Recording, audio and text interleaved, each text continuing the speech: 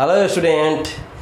तो आज जो है थर्ड चैप्टर का नेक्स्ट लेक्चर का दिन है और आज का टॉपिक है effect of temperature on resistance या कहिए effect of temperature on resistivity. तो चलिए इस टॉपिक को खूब बढ़िया तरीके से पढ़ते हैं और समझते हैं।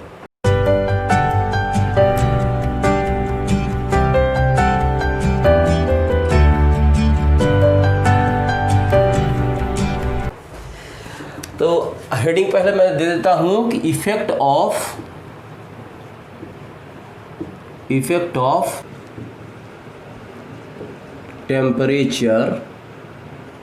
टेम्परेचर ऑन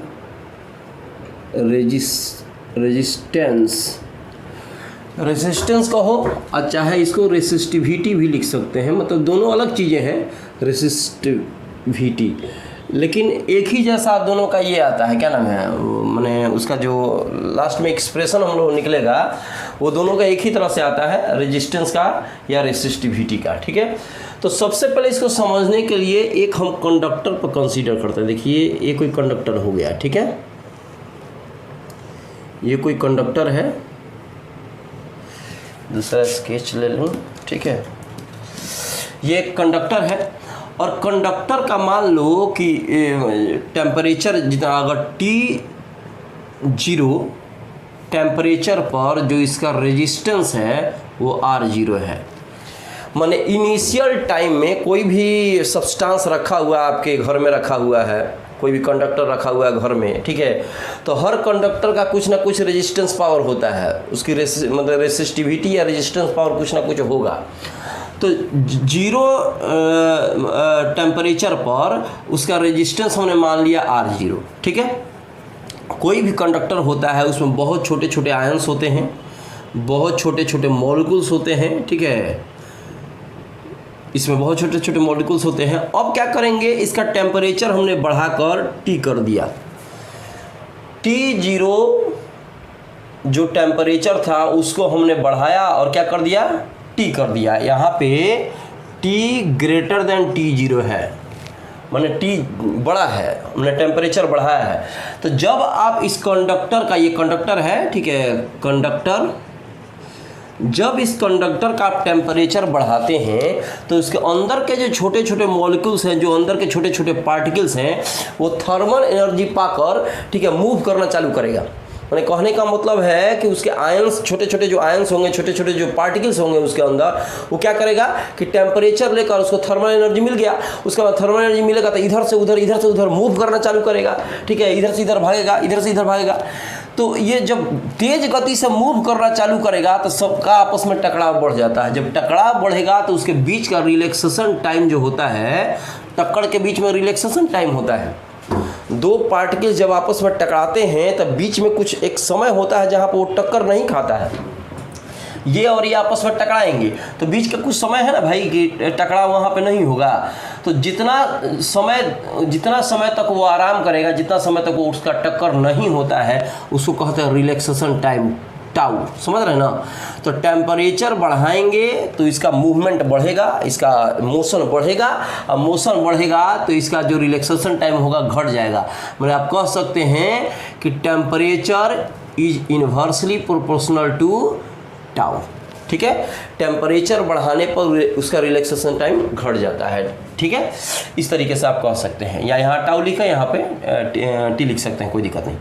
तो यहाँ टेम्परेचर बढ़ाए हैं तो जाहिर सी बात है कि जब इस छोटे छोटे अंदर छोटे छोटे पार्टिकल्स हैं, अंदर छोटे छोटे आयंस हैं, उनका जब आपसी टकराव बढ़ेगा तो टक्कर होने के चलते जब कोलिजन हो रहा है, टकराव हो रहा है, तो उसका रुकावट भी बढ़ेगा, ठीक है, तो इसका रेजिस्टेंस भी बढ़ जाएगा, रेजिस्टेंस में चेंजिंग आएगी। तो R0 से बड़ा कुछ रेजिस्टेंस हम लोग ले लेते हैं R, ठीक है। एक कंडक्टर कंसीडर किया गया है जिसका शुरुआती दौर में उसका रेजिस्टेंस कितना है, R0 है, और कितना टेम्परेचर पर, T0 टेम्परेचर पर। जब हमने टेम्परेचर बढ़ा दिया तो अंदर के जो मॉलिक्यूल्स थे, जो पार्टिकल्स थे, वो मूव करना चालू किए, टकराना चालू किए। टक्कर होने के चलते उसका रेजिस्टेंस बढ़ गया, ठीक है, आपसी टकराव बढ़ने के चलते रेजिस्टेंस बढ़ गया। तो कोई पूछेगा कंडक्टर का टेम्परेचर जब बढ़ाते हैं तो क्या होता है, तो कंडक्टर का जब टेम्परेचर बढ़ाइएगा तो रेजिस्टेंस बढ़ जाएगा, क्योंकि अंदर के मॉलिक्यूल्स जो होंगे आपस में टकराना चालू करेंगे। जाएंगे और उसके चलते उसकी रेसिस्टिविटी और रेजिस्टेंस पावर बढ़ जाता है। तो यहाँ T0 पे R0 था और टेम्परेचर T0 से चेंज करके हमने T रख दिया तो R0 से चेंज होकर R हो गया। तो यहाँ पे R ग्रेटर देन R0 है, यहाँ पे T ग्रेटर देन T0 है और R ग्रेटर देन R0 है। तो हम अगर यहाँ पे टेम्परेचर डिफरेंस निकालें, टेम्परेचर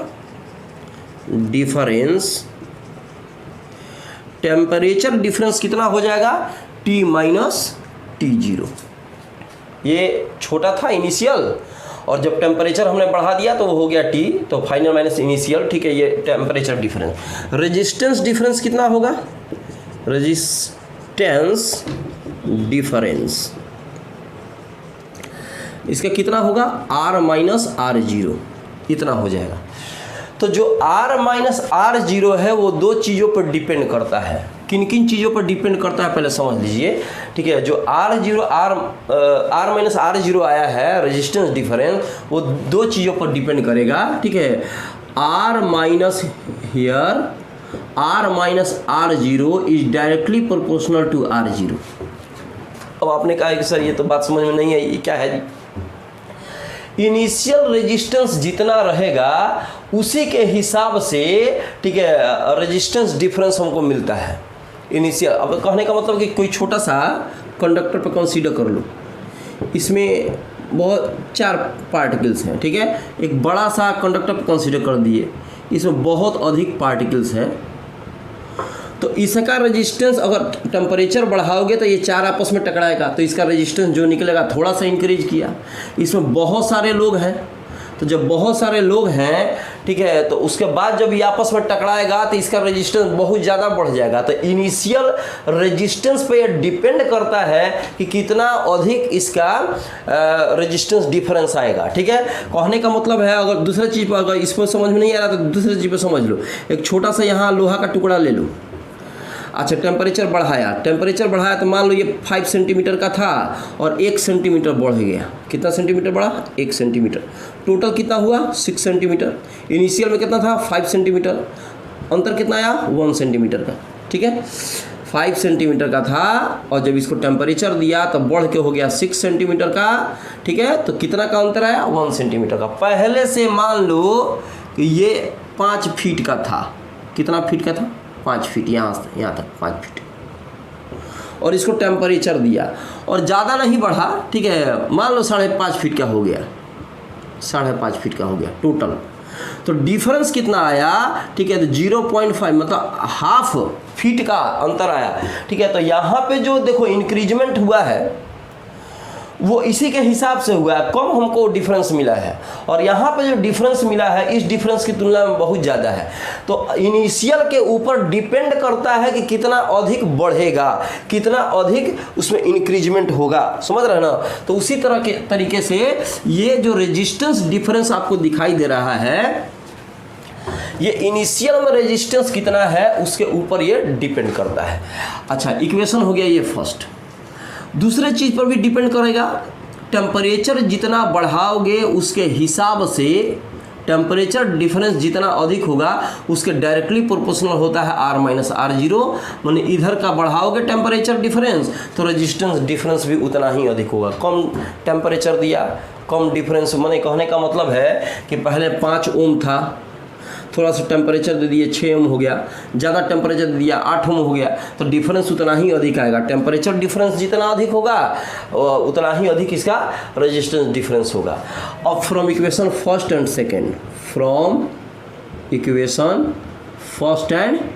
सेकेंड, तो जब R minus R0 is directly proportional to R0 T minus T0। बहुत सारे किताब में थीटा माइनस थीटा 0 लिखा है, तो घबरा मजिएगा, एक ही चीज़ है, ठीक है। अब यहाँ पर डायरेक्टली प्रोपोर्शनल का साइन आप हटाइए, तो R minus R0 equal to का साइन लगता है तो कोई ना कोई कांस्टेंट आता है, तो अल्फा क्या आएगा, alpha R0 T minus T0। R0 क्या है, R0 का अल्फा क्या है, where alpha equal to temperature coefficient of resistance. Temperature coefficient of resistance alpha को कहा जाता है, अल्फा को कहा जाता है टेम्परेचर कोफिशिएंट ऑफ रेजिस्टेंस। इसको इक्वेशन मान लेते हैं, इसका काम पड़ेगा आगे, ठीक है। Equation third. अब क्या करो कि r माइनस r0 को उधर लेके जाओ, तो माइनस से उधर जाएगा तो क्या होगा, पॉजिटिव हो जाएगा।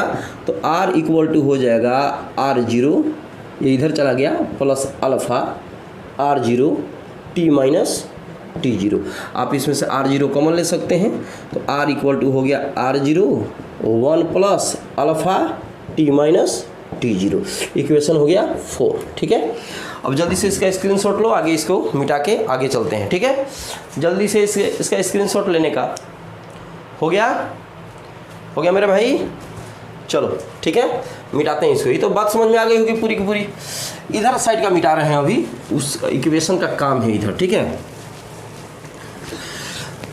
अब देखो इसमें इतना, अगर ये रेजिस्टेंस के लिए आया है, ये जो इक्वेशन मिला रेजिस्टेंस के लिए आया है, अगर रेसिस्टिविटी की बात होती, ठीक है, फॉर रेसिस्टिविटी, अब एनसीईआरटी में रेसिस्टिविटी का इक्वेशन दे दिया है, बहुत सारी किताब में रेजिस्टेंस का इक्वेशन दिया है।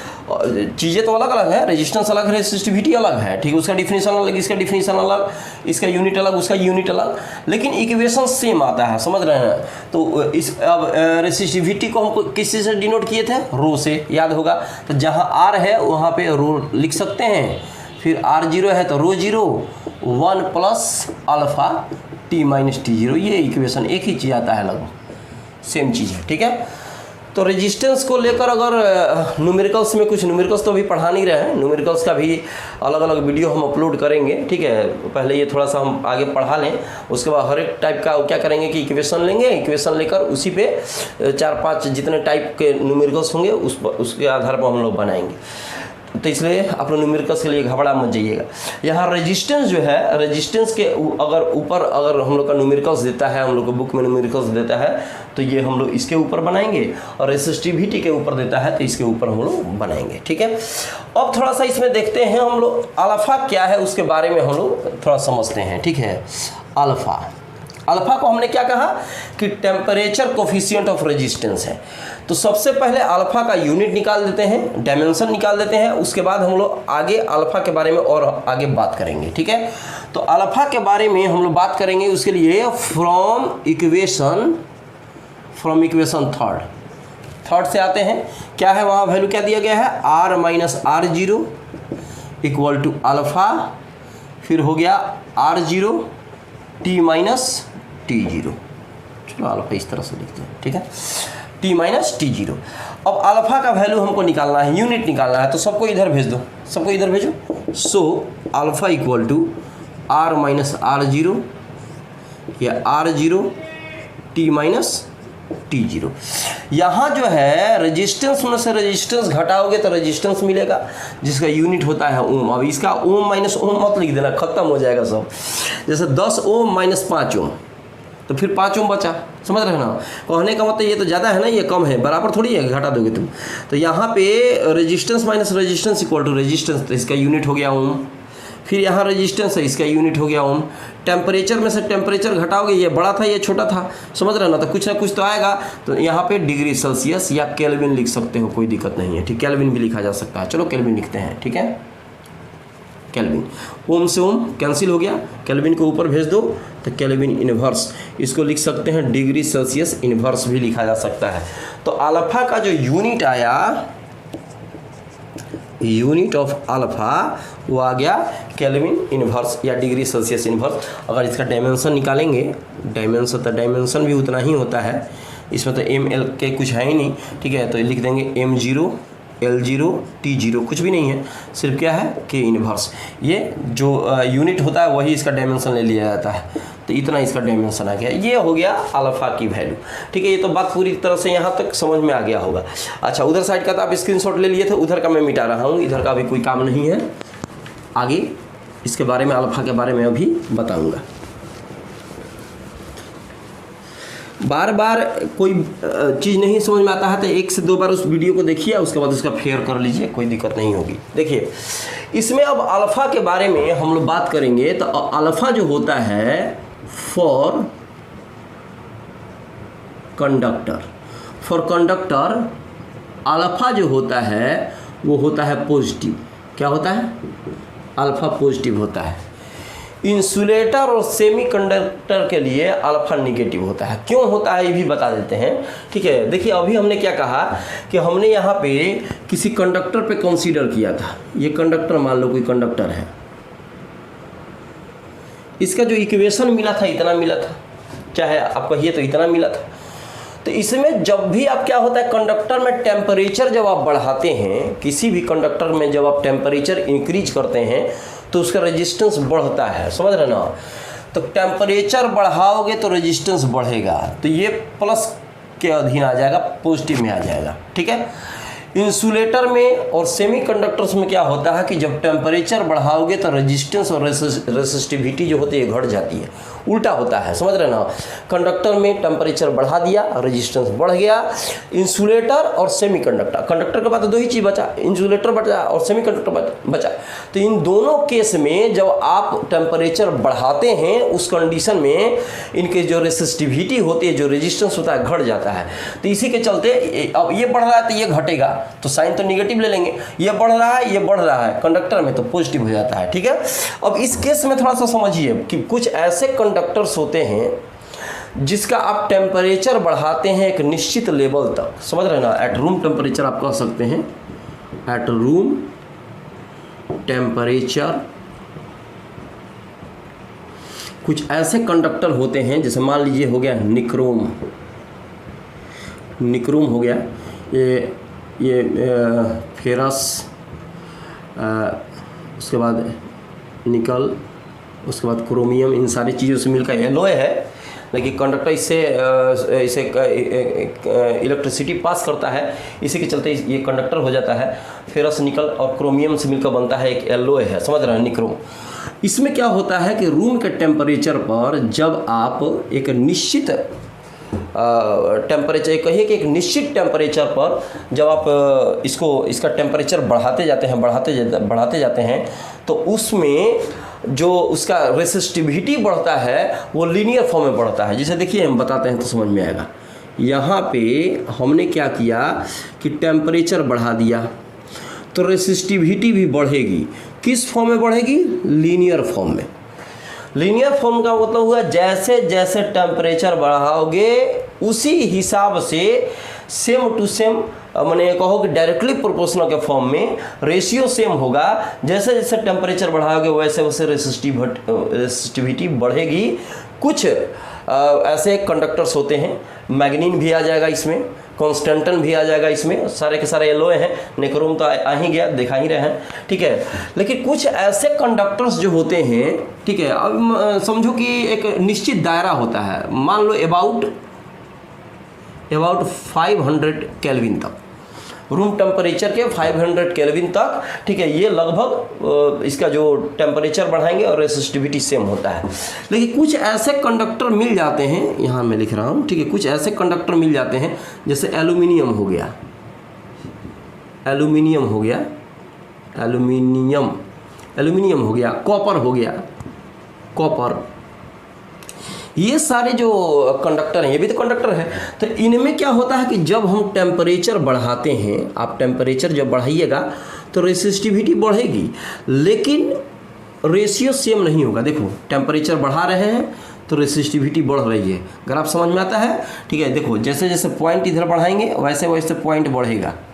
यहाँ मान लो एक पॉइंट ले लिया, यहाँ दूसरा पॉइंट ले लिया, यहाँ तीसरा पॉइंट ले लिया, चौथा पॉइंट ले लिया, एक पर तो एक पर, फिर यहाँ चले गए, 2 पर तो 2 पर, 3 पर तो 3 पर, 4 पर 4 पर, बढ़ रहा है, ठीक है। ये पॉइंट ऐसे ऐसे गिरेगा, देखो ऐसे ऐसे हो जाएगा ग्राफ।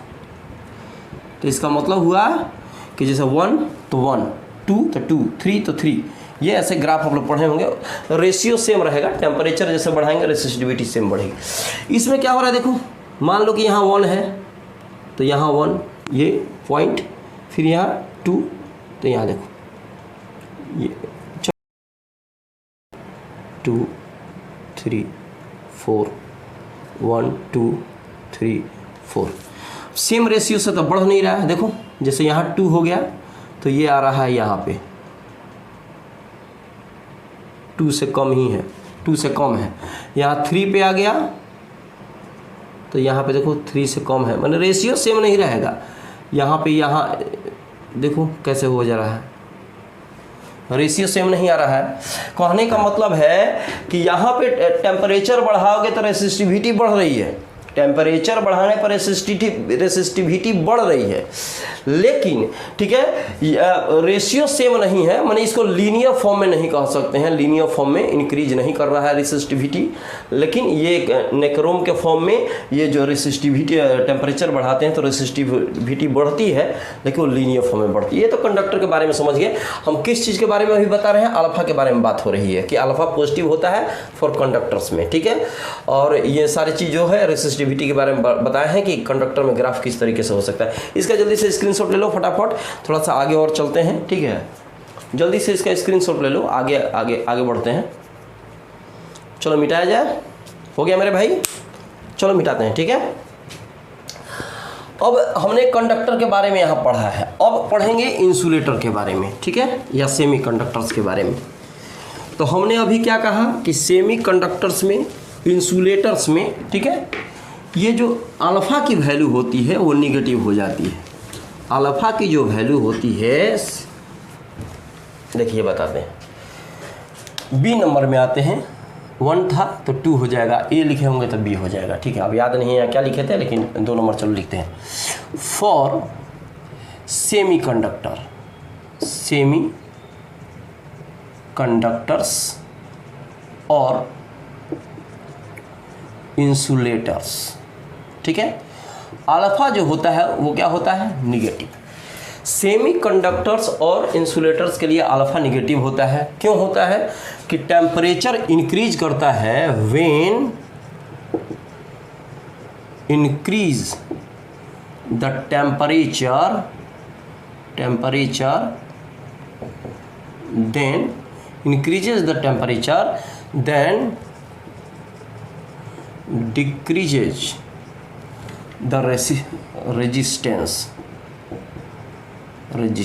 किसके लिए, सेमी कंडक्टर्स के लिए, इंसुलेटर्स के लिए। कंडक्टर में उल्टा था, टेम्परेचर बढ़ाते थे तो रेजिस्टेंस बढ़ता था, इसमें रेजिस्टेंस क्या होता है, घट जाता है, रेसिस्टिविटी भी घट जाती है। इंसुलेटर के लिए फॉर सेमी कंडक्टर्स एक बहुत इंपॉर्टेंट चीज़ है, इसमें समझ लीजिए, सेमी कंडक्टर्स, ठीक है, चाहे ऐसे लिखते हैं नोट में, semiconductors we have as insulator की तरह बिहेव करता है, ठीक है। Semiconductor behave as insulator at 0 kelvin, 0 kelvin temperature पर बिहेव करता है इंसुलेटर के फॉर्म में, and it behaves as conductor at room temperature.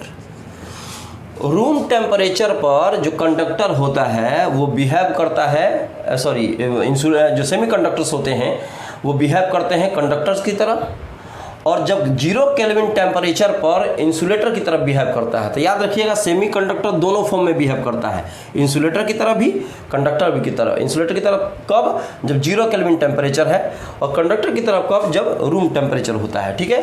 ये तो आप समझ गए। और अब देखो होता क्या है कि सेमी कंडक्टर में जब आप इम्प्यूरिटीज़ मिला देते हैं, अशुद्धियाँ कुछ मिला देते हैं, तो उसकी रेसिस्टिविटी जो होती है वो घट जाती है।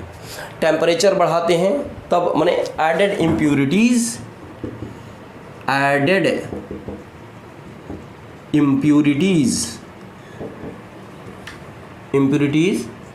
तब डिक्रीजेज क्या होता है, डिक्रीजेज रो, मतलब उसकी रेसिस्टिविटी घट जाती है। किसकी बात हो रही है अभी, सेमी कंडक्टर्स की। सेमी कंडक्टर्स में जब इम्प्योरिटीज़ को ऐड करिएगा तो उस कंडीशन में उसकी रेसिस्टिविटी घट जाती है, ठीक है। इंक्रीज द टेम्परेचर, ये तो दोनों के लिए हो गया। किसके लिए, सेमी कंडक्टर्स के लिए, इंसुलेटर्स के लिए। लिख देता हूँ यहाँ पे, for semiconductors increase the temperature for semiconductors and insulators both। ठीक है, तो क्या होता है, डिक्रीज रेसिस्टिविटी या कहिए डिक्रीज रेजिस्टेंस भी घट जाता है। अगर ग्राफ आप खींचते हैं इसका लेकर इस तरीके से, जर्मेनियम हो सकता है, सिलिकॉन हो सकता है, ये सारे के सारे क्या है, सेमीकंडक्टर्स हैं। ठीक है, तो उस कंडीशन में अगर आप खींचते हैं, टेम्परेचर बढ़ाओगे तो रेसिस्टिविटी घट जाएगी। तो ग्राफ कुछ इस प्रकार से आ जाता है, देखो ऐसे आ जाएगा ग्राफ। कहने का मतलब इसमें टेम्परेचर बढ़ रहा है, जैसे जैसे टेम्परेचर बढ़ रहा है, देखो टेम्परेचर जब कम था तो इसकी रेसिस्टिविटी यहाँ पे है, टेम्परेचर बढ़ा और रेसिस्टिविटी यहाँ आ गई, इसका मतलब इसके सामने टेम्परेचर और बढ़ा, रेसिस्टिविटी और कम हो गई। टेम्परेचर बढ़ता जाएगा, रेसिस्टिविटी क्या हो जाएगी, घटती चली जाएगी। अगर टेम्परेचर को हम इनफाइनाइट ले लें तो रेसिस्टिविटी जीरो हो जाएगी। एकदम उल्टा भाग रहा है ना, उल्टा भाग रहा है। तो टेम्परेचर को बढ़ा के इनफाइनाइट मान लिया कि इनफाइनाइट टेम्परेचर है उसका, तो उस हिसाब से इसकी जो रेसिस्टिविटी हो जाएगी वो क्या हो जाएगी, जीरो हो जाएगी। तो जल्दी से जल्दी इसका स्क्रीनशॉट ले लीजिए। हमको लगता है पूरी तरह से समझ गए हो बढ़िया तरीके से। अगर दिक्कत होगी तो दोबारा इस वीडियो को देखिएगा, खूब बढ़िया से समझ में आएगा। ठीक है, और इस पर भी टेंशन नहीं लेने का, सारे के सारे टॉपिक पर धीरे धीरे न्यूमेरिकल्स भी बनवा दिया जाएगा। तो मिलते हैं छोटे से ब्रेक के बाद।